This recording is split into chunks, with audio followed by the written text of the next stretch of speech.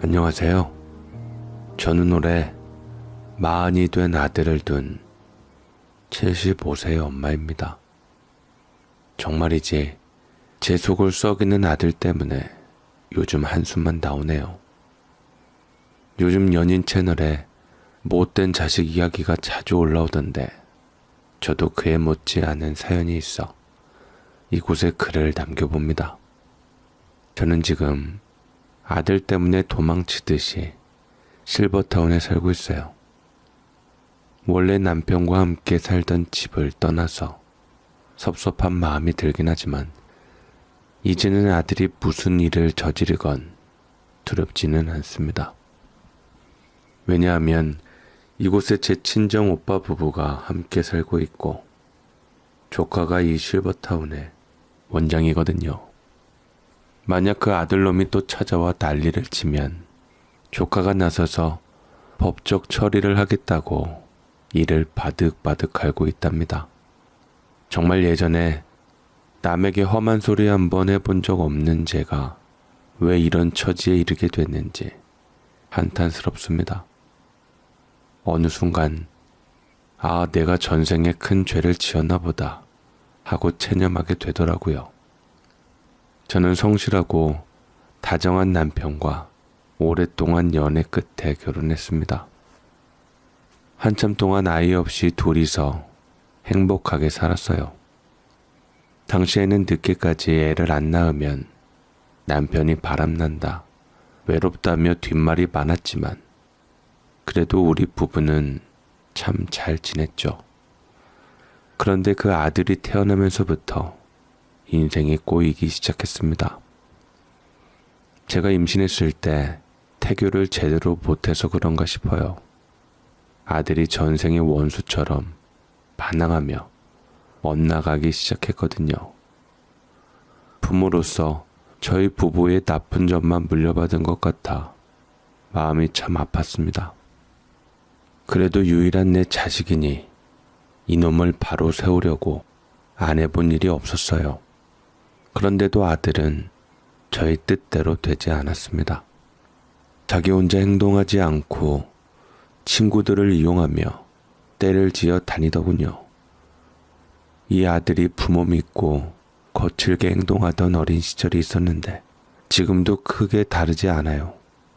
결혼도 생각하지 않고 연애만 주구장창하면서 여자를 끊임없이 만나고 다니니 참 답답할 따름입니다.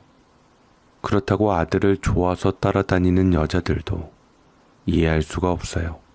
다들 돈 때문이겠지. 제 아들을 정말로 사랑해서 그러겠습니까?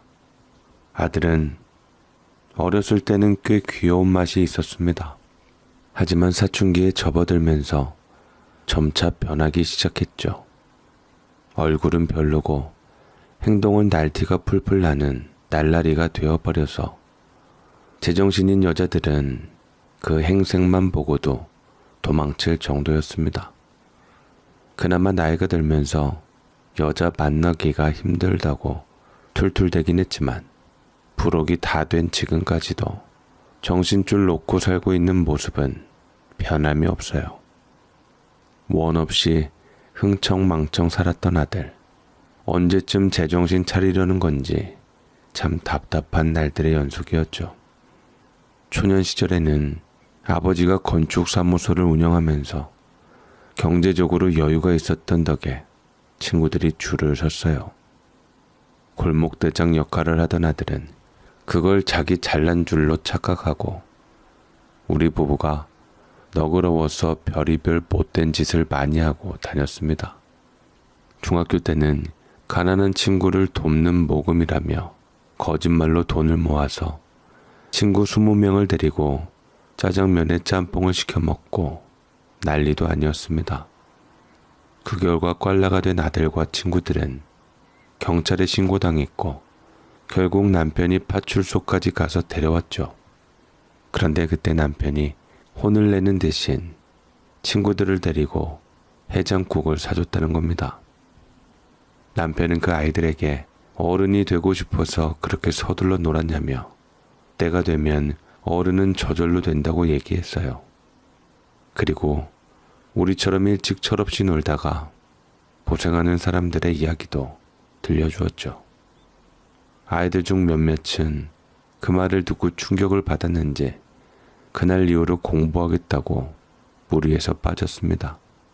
그중 한 명은 변호사가 되었으니 남편의 그날 연설은 나름 성공적이었다고 할 수 있겠죠. 하지만 우리 아들은 그 말을 귀담아 듣지 않았습니다. 오히려 더 기가 살아서 더 막 나갔어요.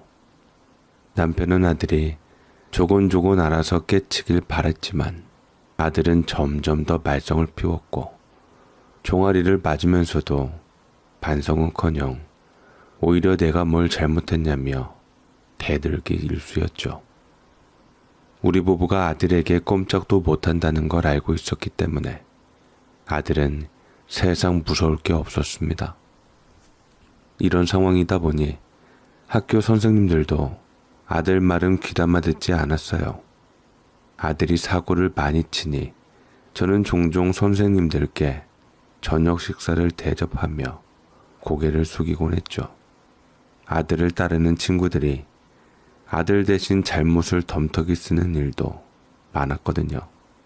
웅범이는 뭔가 갖고 싶으면 늘 같은 수법을 썼습니다. 잠깐만 보자라고 말한 뒤 물건을 받으면 그대로 주머니에 쑥 넣고 뒤돌아서는 거였죠.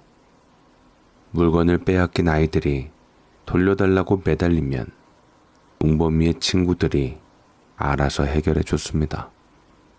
사실상 그 친구들이 웅범이를 철저히 보호하는 역할을 했죠. 예를 들어 어느 날 친구의 마이마이를 훔쳐간 웅범이 피해를 본 친구가 집에 가서 부모님께 일러 바치면 친구들이 떼를 지어 달려가서는 내가 시킨 거다라고 얼버무리며 웅범이를 보호했습니다. 심지어 평소 눈에 가시 같았던 아이를 혼내는 핑계로 웅범이를 대신해 그 친구를 더 괴롭히기도 했어요. 그야말로 무슨 의리를 지킨다고 말도 안 되는 일들이 계속되었죠. 그런데 고등학교 3학년 때 남편이 현장에서 사고로 세상을 떠나면서 모든 게 달라졌습니다. 남편이 죽고 나니 아들이 의지할 사람도 없어졌고 그제서야 아들의 기세가 꺾였어요. 남편이 운영하던 건축 사무소도 제가 정신을 못 차리는 바람에 문을 닫아야 했습니다. 당시 친정 식구들이나 시댁 친척들 모두 이 집은 이제 망했구나라고 생각했을 정도였죠. 웅범이는 그때도 성적이 바닥에서 몇 번째였고 대학에 갈 생각은커녕 그냥 놀 생각만 하고 있었어요. 남편이 죽자 웅범이의 친구들도 이제 웅범이는 끝났구나라며 슬슬 등을 돌리기 시작했죠.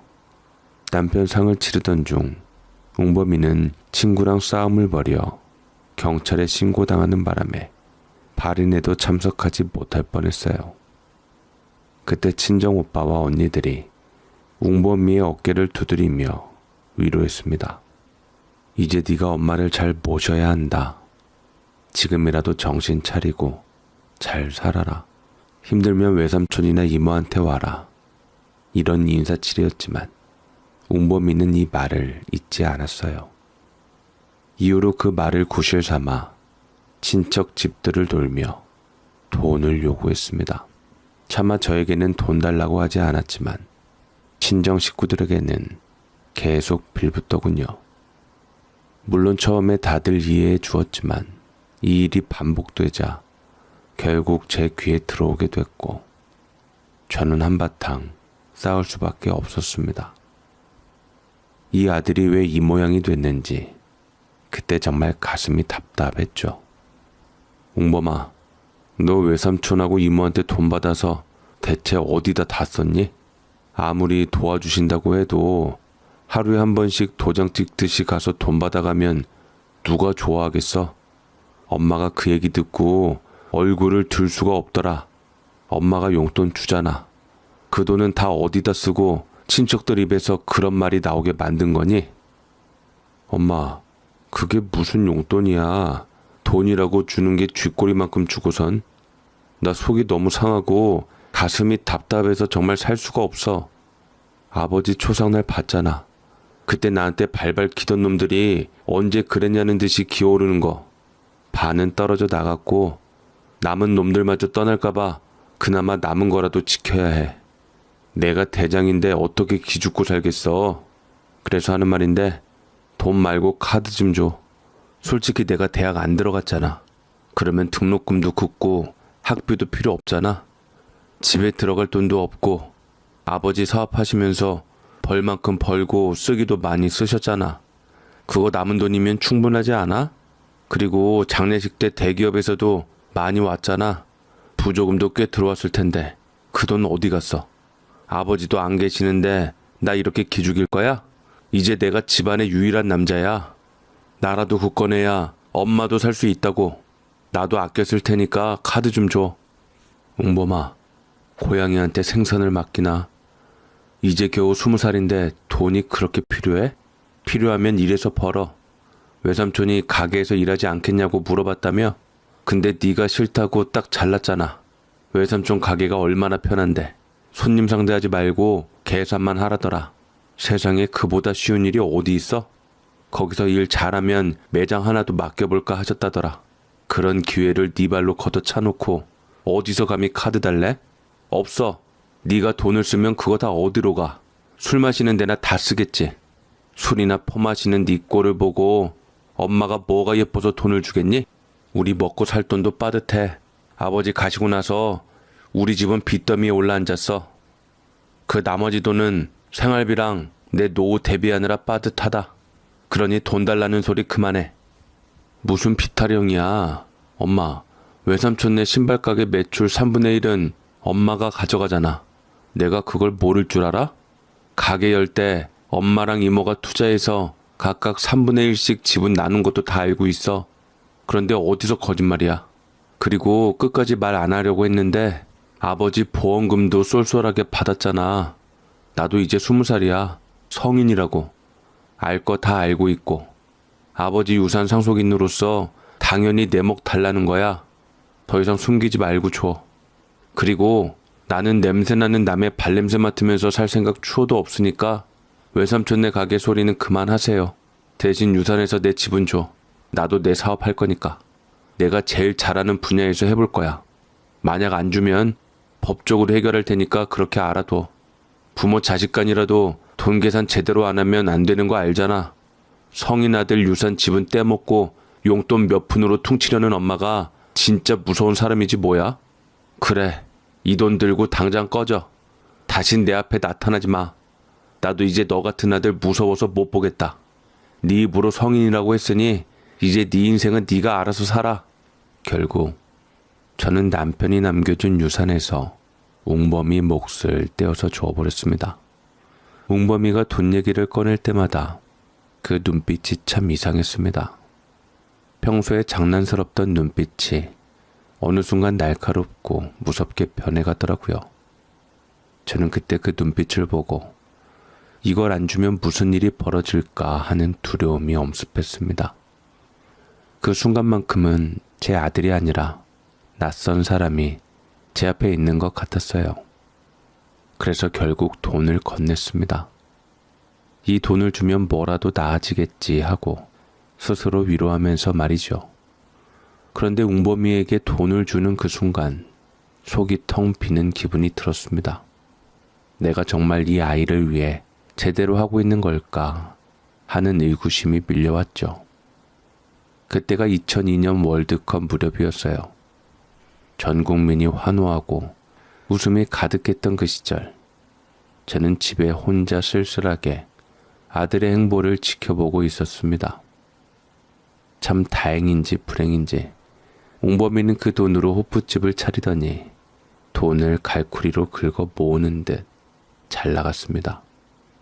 가끔 전화할 때마다 오늘도 큰손이 왔다 갔다며 자랑스레 얘기했죠. 처음에는 그래 이놈이 이제 정신 차리나 보다 싶었습니다.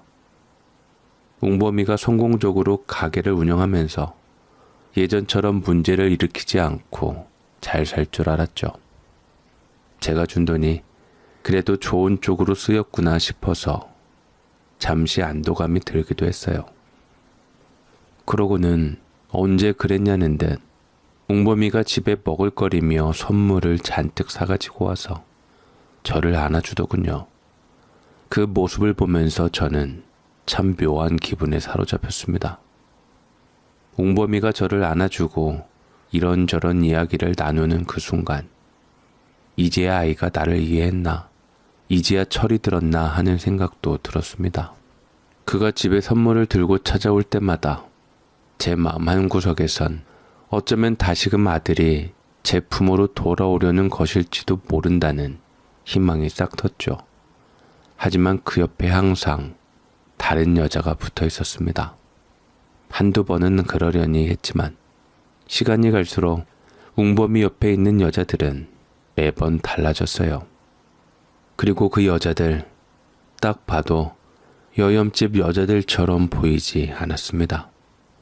그녀들의 화려한 옷차림과 가벼운 몸짓, 가벼운 그 표정들에서 뭔가 불안감이 스멀스멀 피어올랐죠.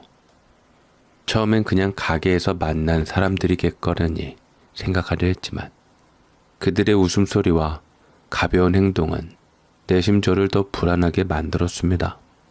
그 순간 제 속이 차갑게 식어갔습니다. 웅범이가 돈을 벌고 성공하는 것처럼 보였지만 그 돈의 흐름과 주변 사람들을 보고 있자니 그게 과연 진짜 성공일까 싶었습니다. 웅범이가 이끄는 그 길이 어쩐지 나락으로 향하고 있는 것 같았어요. 그리고 문득 깨달았습니다. 우리 부부가 웅범이를 포기하려고 했을 때 그래도 마지막 희망이라며 붙들었던 이 아이가 사실은 하늘에서 우리에게 주신 선물이 아니라 형벌이었다는 것을요. 그동안 웅범이가 얼마나 많은 문제를 일으키고 우리를 힘들게 했는지 떠올리며 이 아이는 우리를 구원하기 위해 온 것이 아니라 오히려 우리를 시험에 빠뜨리기 위해 내려온 존재였구나 싶었습니다. 웅범이가 그렇게 성공한 듯이 보였던 순간에도 결국 그 주변의 감도는 불길한 기운은 저에게 그런 깨달음을 안겨주었죠. 하늘이 우리에게 웅범이를 준 것은 축복이 아니라 고통스러운 시험이었습니다. 아무리 바른 길로 가라고 타이르고 울며 회초리질을 해도 소용이 없었습니다. 웅범이는 부모의 사랑을 교묘하게 이용하면서 늘 속이려 들었고 그러다가 들킬 때면 오히려 2배로 더 큰 사고를 치거나 머리를 굴려 어떻게든 들키지 않으려 했죠. 못됨이 천성인 아이는 아무리 애를 써도 바로잡을 수 없는 것 같았어요. 어느 날은 일부러 저 보란 듯이 여자와 함께 지방으로 내려가 저에게 알리더군요. 나 이제 다 컸다는 걸 보여주려는 듯한 행동이었죠. 평범한 애가 할 짓은 아니었어요. 하지만 그럼에도 불구하고 웅범이가 아주 몹쓸 놈은 아니라는 생각이 들었던 건 남편 기일 며칠 전부터 제사를 엄청 챙기더라고요.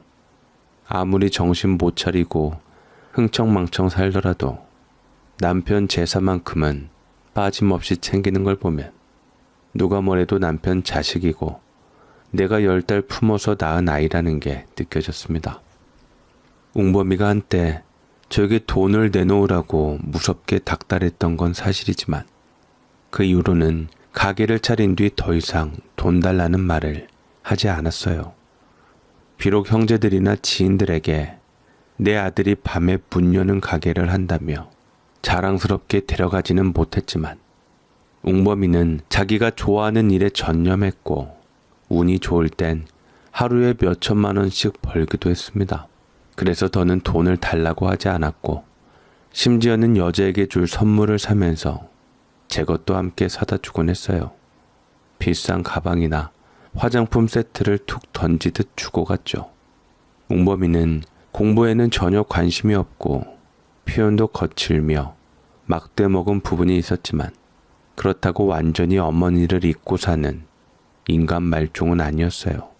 그래도 문제가 생기기 시작한 건 초년부터 너무 잘 나갔던 탓이었죠. 화무시비롱이라 했던가요. 처음에는 웅범이 곁에 있던 여자들도 가게를 차려 나가면서 하나 둘씩 뜸해지기 시작했어요. 가게 인테리어도 질리면서 단골 손님들도 하나둘 빠져나갔고요.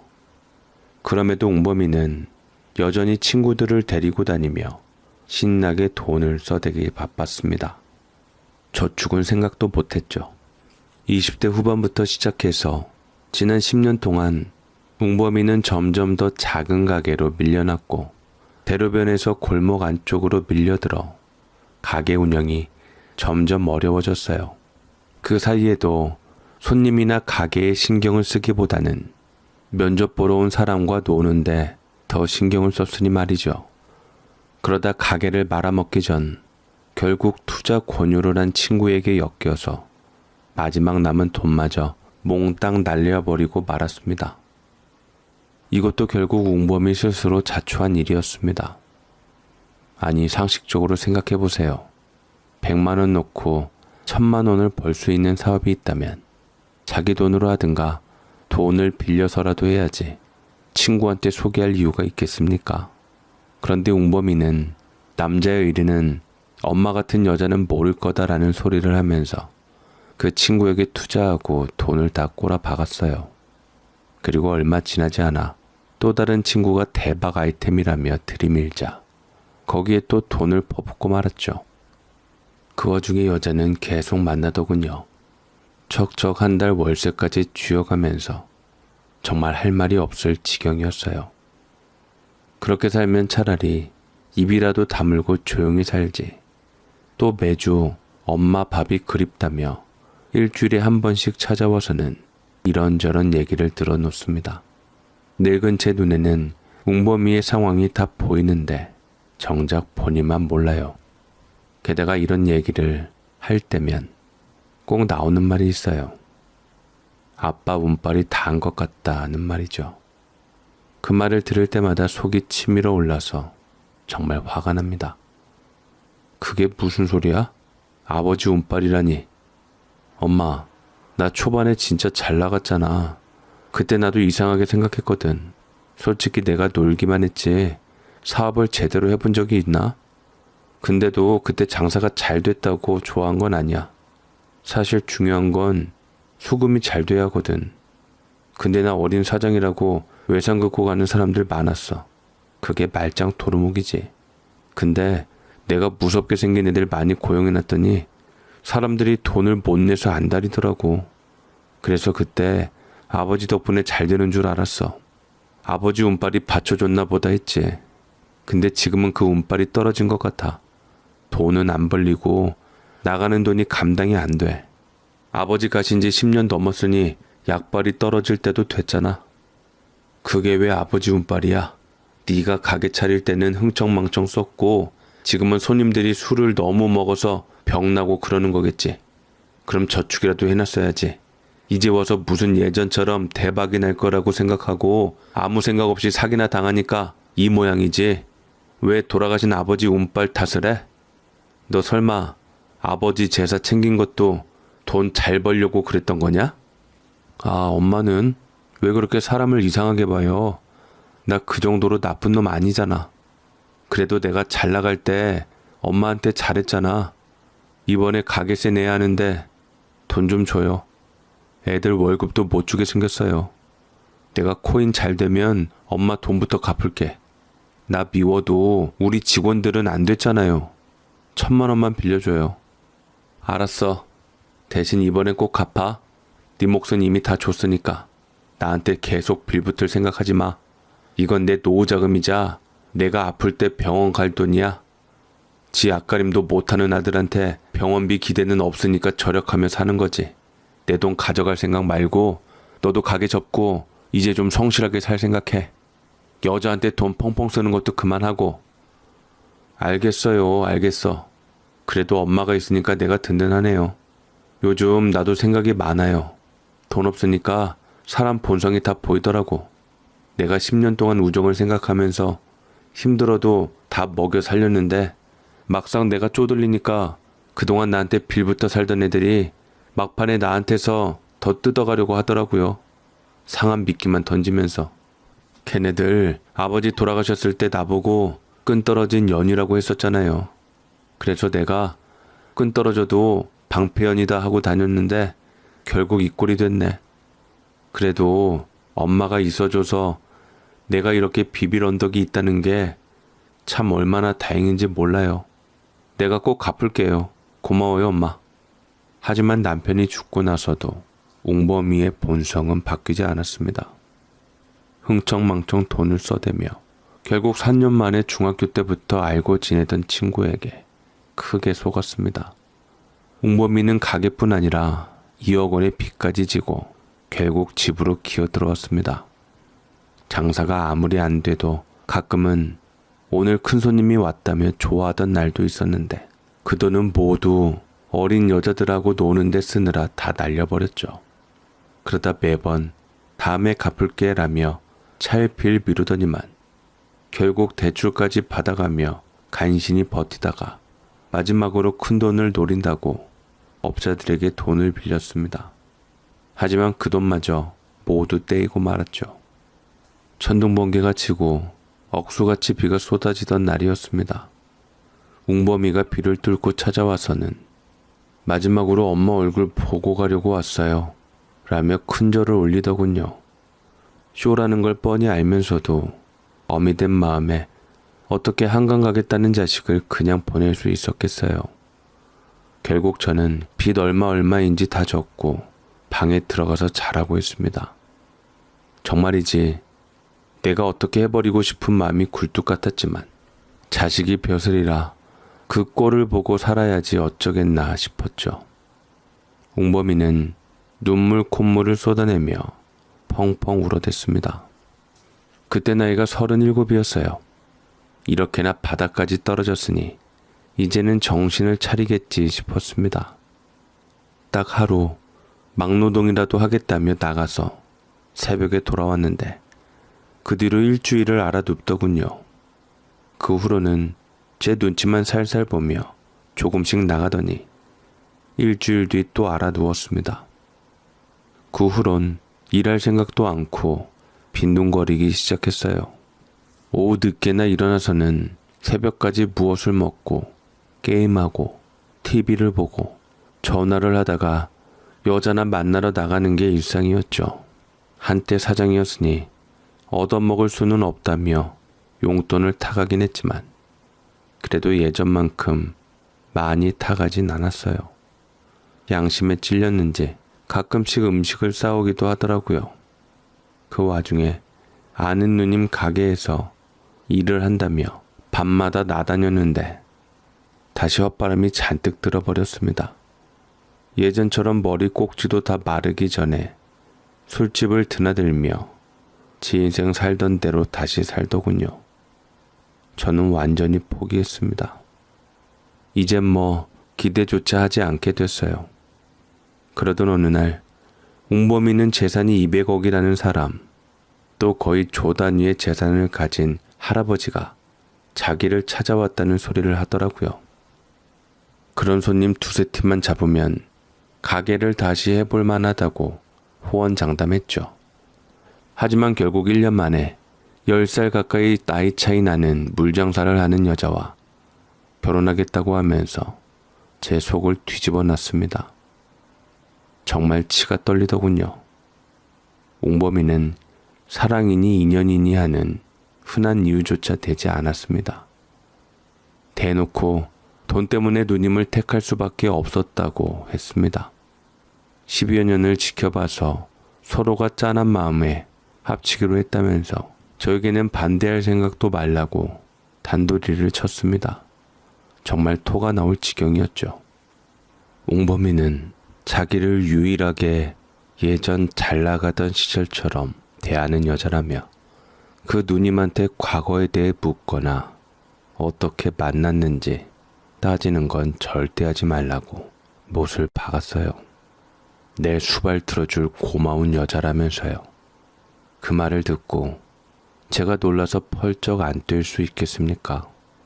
그런데 더 황당한 건 웅범이가 40이 넘어서도 흥청망청 살더니 저를 요양원에 보낸다고 눈을 똑바르게 뜨고 달려들었을 때였습니다.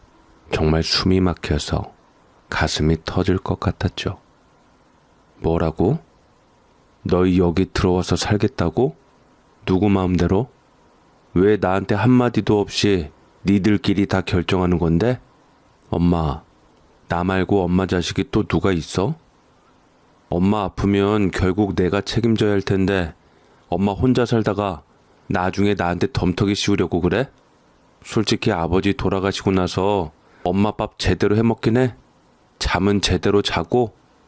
엄마 골았어. 요즘 75세는 젊은 축에 드는데 엄마는 꼭 90살 할머니처럼 쪼글쪼글하고 힘도 없어 보여. 우리 누님이 요리를 기가 막히게 하니까 덕 좀 보셔.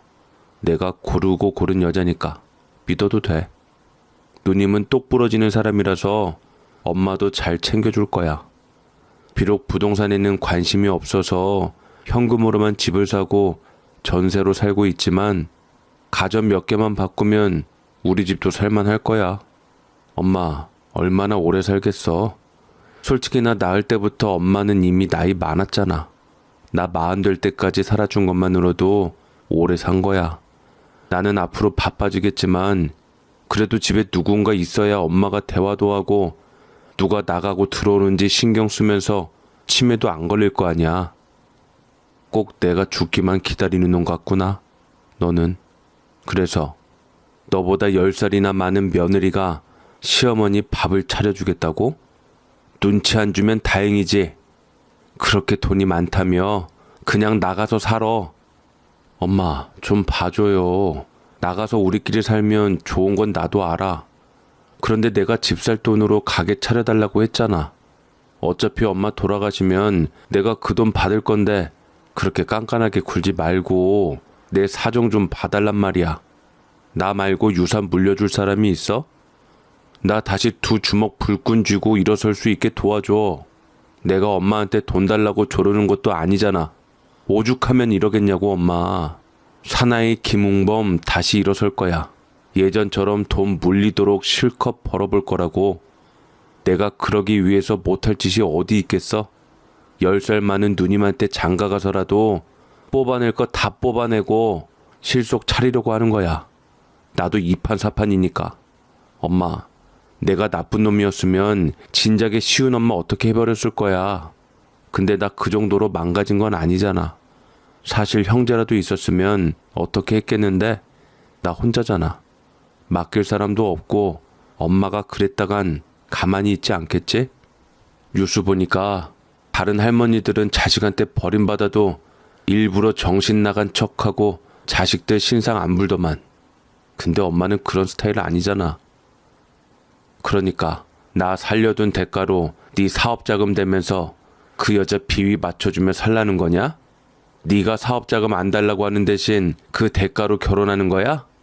웅범아, 결혼이 뭔지는 알고 이러는 거야? 그 누님이란 여자도 호락호락하지 않을 텐데 도대체 어쩌자고 이러는 거야? 솔직히 나는 너하고 사는 것만도 힘들었어. 엄마 집에 부끄러운 줄도 모르고 여자들 데려왔잖아. 그래, 그냥 편하게 생각해. 며느리라고 생각하니까 부담스러운 거잖아. 그냥 내가 데려온 수많은 여자들 중 하나라고 생각하면 되잖아. 그럼 덜 부담스럽지 않아? 누님도 나 없으면 못 살 것 같아서 이러는 건 아니야. 비즈니스야. 엄마도 알잖아. 그동안 누님이 정주고 도움 준 남자들이 자꾸 안면몰수하고 나중에 딴소리 했거든. 그래서 안전하게 하려고 이러는 거야. 엄마, 누님도 나처럼 상처 많이 받은 여자야. 그래서 내가 우리 집에 들어가자고 했을 때 거부감도 없었어. 엄마랑 지내는 것도 걱정 안 하더라고. 나 같은 노인네는 겁도 안 난다 그거겠지. 너나 그 여자나 그 험한 바닥에서 굴러먹은 놈들이 나 같은 사람을 무서워하겠니? 성실하게 한 푼 두 푼 버는 일은 피곤하다 힘들다는 핑계 대면서 술 마시고 노래하며 돈을 벌고 그 스트레스 푼답시고 번 돈을 흥청망청 다 쓰고. 내가 그쪽 근처도 안 가본 사람이지만 웅범아, 네가 하는 짓 보면 다 알겠더라. 겉으로는 효자 흉내내면서 결혼해서 엄마 돌봐드릴게요 라고 말하지만 네 머릿속에 엄마 생각이나 건강 같은 건 없다는 거 다 알아. 아, 엄마. 나는 정말 궁금한 게 있어. 엄마는 왜 나를 낳았어요? 단 한순간도 내 편이었던 적이 없어.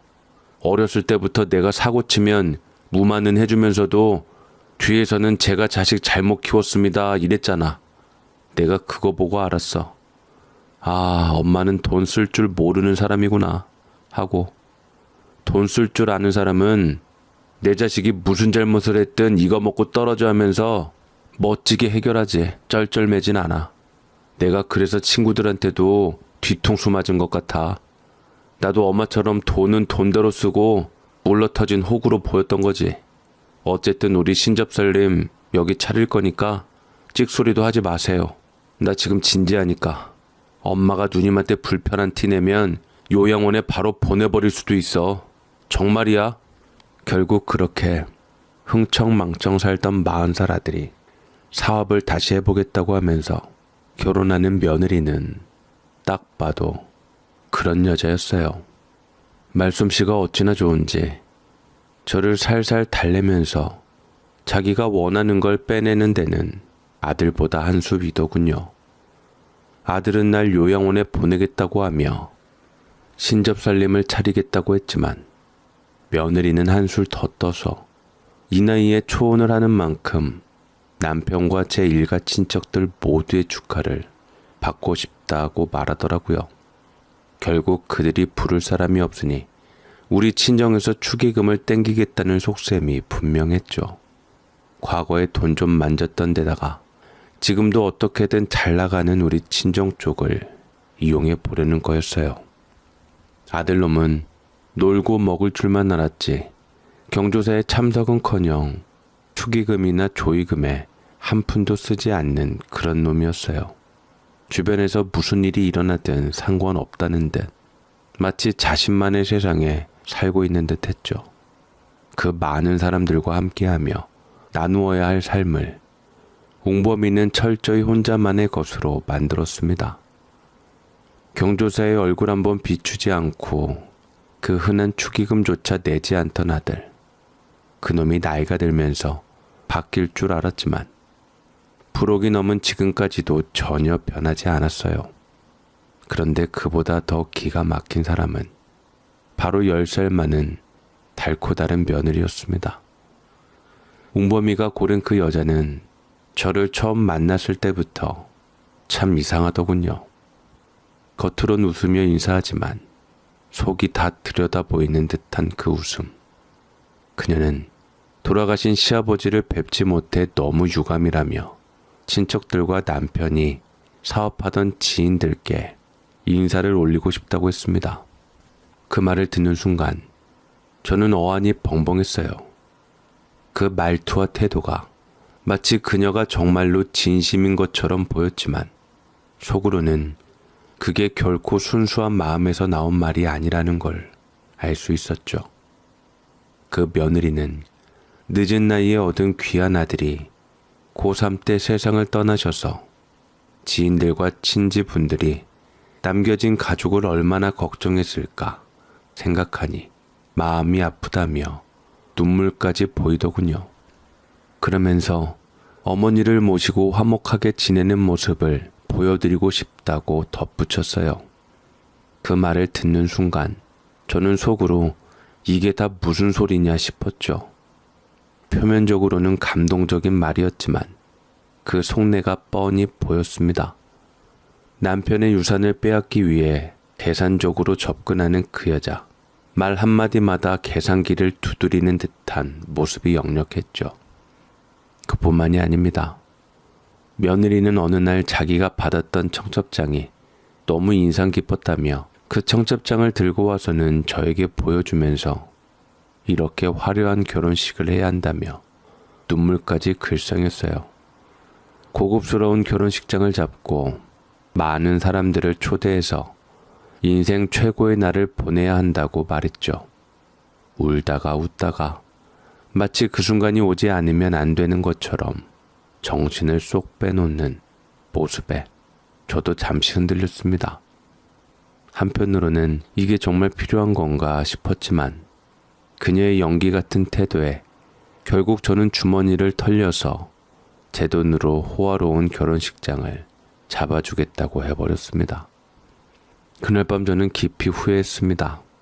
웅범이가 그동안 무책임하게 살아왔던 모습이 떠오르면서 이러다가는 아들, 며느리한테 순식간에 모든 걸 다 빼앗기고 말겠구나 하는 생각이 들었죠. 하지만 저는 우리 웅범이를 너무 잘 알잖아요. 이놈은 수틀리면 저를 요양원에 쳐놓고도 남을 놈입니다. 그걸 너무나도 잘 알고 있었기에 결혼식 준비 과정에서 점점 더 불안감이 커져갔습니다. 이 결혼식이 단순히 축의금을 받기 위한 게 아니라 그 너머에 다른 계산이 깔려 있다는 걸 느낄 수 있었죠. 인맥을 쌓고 사람들에게 보여주기 위한 결혼식이라는 걸 눈치챘습니다. 아들놈은 이미 남편의 유산을 다 받아갔습니다. 집이며 현금이며 모든 재산은 이제 제 것이었죠. 웅범이는 말끝마다 어차피 다 내 거다라고 큰 소리 쳤지만 내가 살아있는 한 그건 절대 허락할 수 없는 일이었습니다. 제가 눈을 감기 전에는 절대로 웅범이가 그 재산을 손에 쥘 수 없다고 다짐했죠. 이미 웅범이 사업이 망하고 2억 원이라는 빚을 제가 대신 갚아줬을 때부터 제 어미 노릇은 끝났다고 생각했습니다. 더 이상 이 아이를 위해 내가 할 수 있는 건 없다고 느꼈습니다. 그래서 저는 친정 오빠에게 전화를 걸어 웅범이 결혼 소식을 전하며 이렇게 말했습니다. 오빠, 내 집을 싸게 넘길 테니 오빠가 사가. 웅범이가 이 집에서 살게는 하겠지만 그놈이 이 집을 팔지 못하게 오빠가 대신 가지고 있어 달라는 부탁이었죠.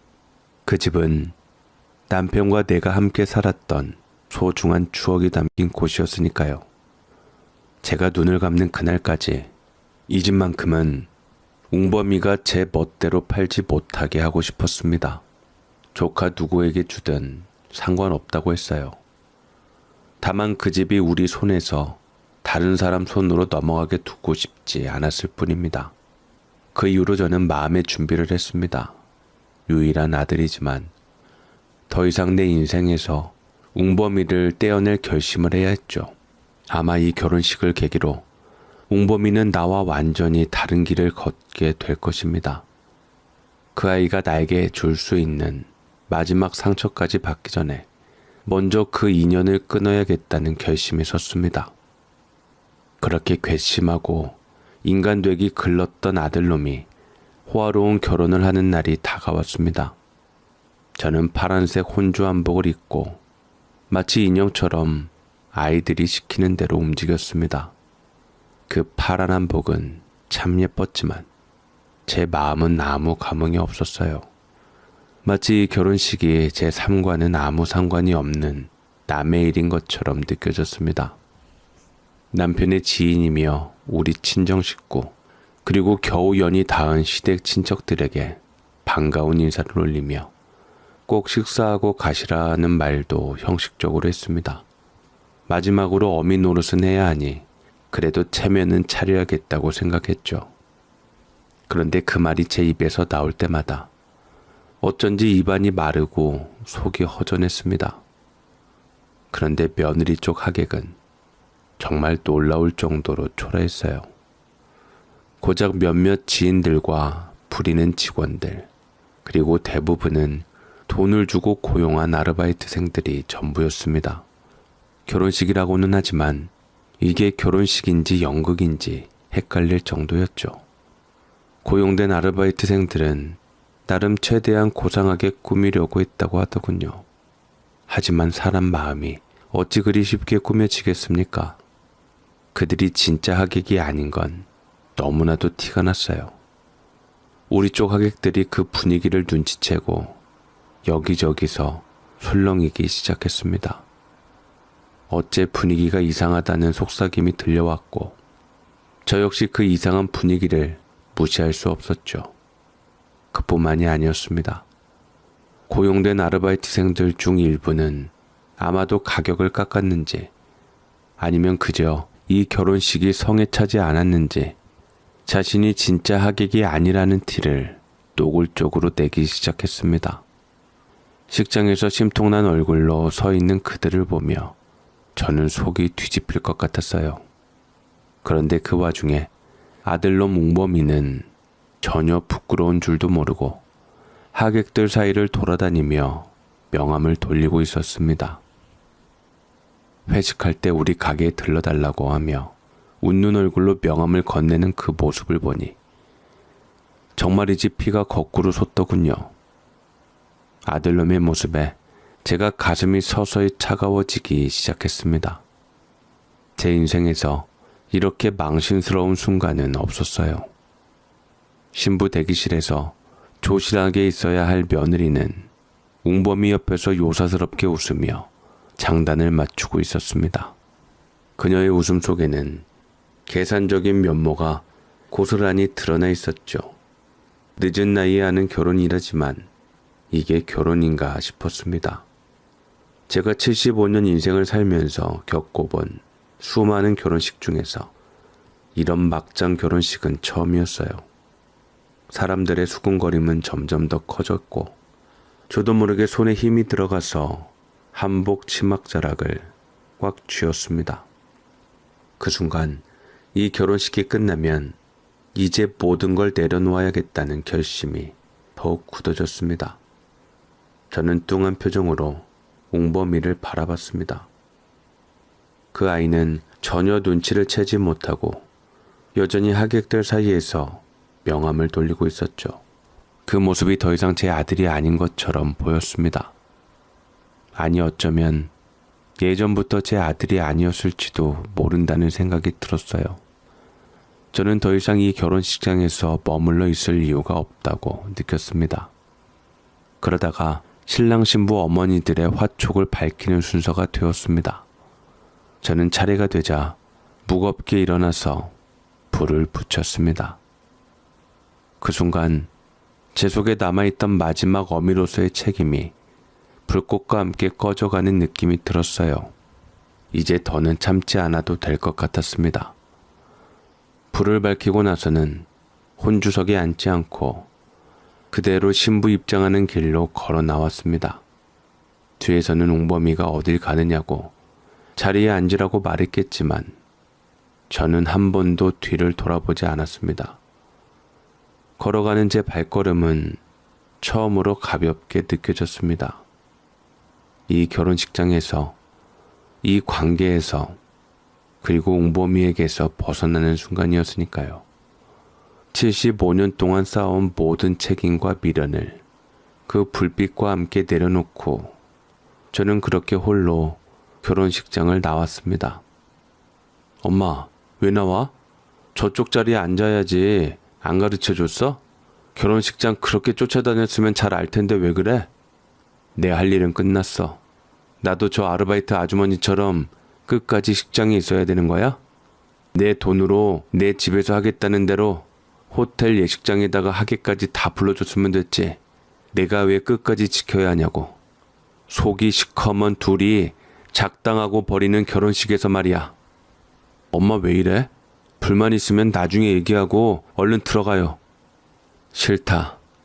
네 말대로 안 해주면 요양원에 넣겠다는 아들 나도 필요 없어. 네가 원하는 대로 결혼식 치르게 해줬고 부르고 싶은 하객들 다 불러줬으니 내 역할은 끝났잖아. 내가 왜 내 돈 들여서 알바 아주머니랑 연기까지 해야 하냐고. 나도 이제 애미 노릇 그만할란다. 오늘부터 너는 내 아들이 아니라 지화자 남편이다. 축의금 거친 거 장부에 잘 적었지? 그 돈가방하고 장부도 해놔. 내가 이 돈 그냥 너 줄 생각이었는데 아무리 생각해도 괘씸해서 안 되겠어. 너 저번에 직원 월급이라면서 1,000만 원 빌려간 것도 아직 안 갚았고 가게 말아먹고 투자한다고 빚진 2억도 한 푼도 안 갚았지? 그러니 이 돈 내가 가져갈란다. 내 노후 자금으로 써야겠다. 어머니, 지금 뭐 하시는 거예요? 오늘 결혼식에 든 돈이 얼만데 지금 다 된 밥에 재를 뿌리시는 거예요? 네 돈이냐? 내 돈이지. 솔직히 말해서 나 너 같은 며느리 진짜 싫다. 아무리 비즈니스 결혼이라지만 이렇게까지 하다니. 오늘 오신 하객분들께 죄송하지만 이 결혼 비즈니스로 한 거 맞습니다. 우리 남편 살아계실 때부터 별별 일을 다 버리던 아들놈이 남편 돌아가시고 남긴 귀한 돈으로 물장사를 차린 겁니다.